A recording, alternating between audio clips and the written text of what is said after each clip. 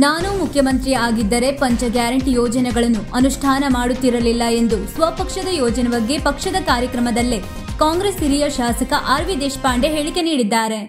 ಅವರು ಉತ್ತರ ಕನ್ನಡ ಜಿಲ್ಲೆಯ ದಾಂಡೇಲಿ ತಾಲೂಕಿನ ಅಂಬೇವಾಡಿ ನವಗ್ರಾಮದಲ್ಲಿ ಕಾಂಗ್ರೆಸ್ ಸಮಿತಿಯಿಂದ ಹಮ್ಮಿಕೊಂಡಿದ್ದ ವೋಟ್ ಚೋರಿ ವಿರುದ್ಧ ಸಹಿ ಸಂಗ್ರಹ ಅಭಿಯಾನದಲ್ಲಿ ಪಾಲ್ಗೊಂಡು ಮಾತನಾಡಿದರು.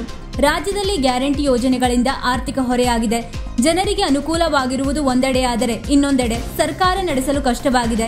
ಮಹಿಳೆಯರು ಎಲ್ಲಾ ಸೌಲಭ್ಯಗಳನ್ನು ಪಡೆಯುತ್ತಿದ್ದಾರೆ, ಆದರೆ ಪುರುಷರಿಗೆ ಯಾವುದೇ ಯೋಜನೆಗಳು ಇಲ್ಲ.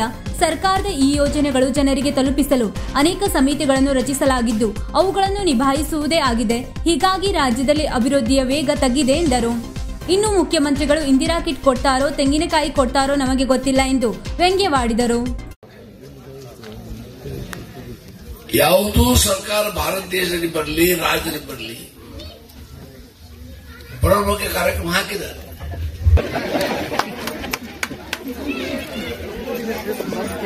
200 ಯೂನಿಟ್ ತನಕ 200 ಯೂನಿಟ್ ತನಕ ಇಲೆಕ್ಷನ್ ಬಸ್ಗಳು ಇವು ದೇವ್ರೇ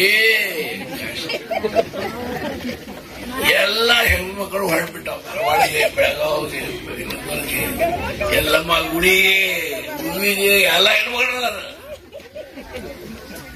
ಏನ್ ತಪ್ಪಿಕೊಂಡ ಹತ್ತ ಏನ ಕೈ ಹತ್ತ ಹೆಣ ಬಿತ್ತವ ಮತ್ತೆ ವಾಪಸ್ ಬರುದಿಲ್ಲ. ಎಲ್ಲ ಹೆಣ್ಮಕ್ಳು ಬಸ್ ಗಂಡಸರು 4 ತಪ್ಪು ಹೋದ್ರು ಹೊಡೆದಂತವರು ಬರುವುದು. ಇದನ್ನ ಕಾರ್ಯಕ್ರಮ ಸಿದ್ದರಾಮಯ್ಯ ಒಂದು ಕರೆಂಟ್ ಆಯ್ತು, 2,000 ರೂಪಾಯಿ ಆಯ್ತು. 5 ಕಿಲೋ ಅಕ್ಕಿ ಇದ್ದು 10 ಕಿಲೋ ತಗೊಂಡ್ರೆ ಹೆಣ್ಮಕ್ಳ್ರೆ ಅವ್ರಿಗೆ ಮಾರಾಟ ಮಾಡ್ರಿ.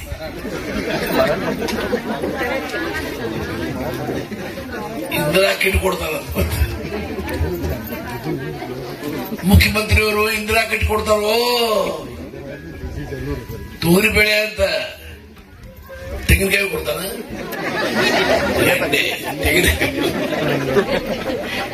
ಏನೇನ್ ಮಾಡ್ತಾರ ನಮಗೂ ಗೊತ್ತಿಲ್ಲ. ನಾವು ಮುಖ್ಯಮಂತ್ರಿಗೆ ಸಮೀಪಿದ ಜನ ಏನ್ ಮಾಡ್ತಾನ ಅವನು ನಮಗ ಹೇಳುವುದಿಲ್ಲ. ಇದು ಕೊಡ್ತಾನೆ ತೆಂಗಿನಕಾಯಿ, ಎಣ್ಣ, ಕೊಬ್ಬರಿ ಎಣ್ಣೆ, ಒಳ್ಳೆ ಎಣ್ಣೆ, ಶೇಂಗಾ ಎಣ್ಣೆ. ವೀಕ್ಷಕ ಮಹಾಪ್ರಭುಗಳೇ, ನಮ್ಮ ಚಾನೆಲ್ ಅನ್ನು ಸಬ್ಸ್ಕ್ರೈಬ್ ಮಾಡಿ, ಶೇರ್ ಮಾಡಿ, ಪ್ರೋತ್ಸಾಹಿಸಿ.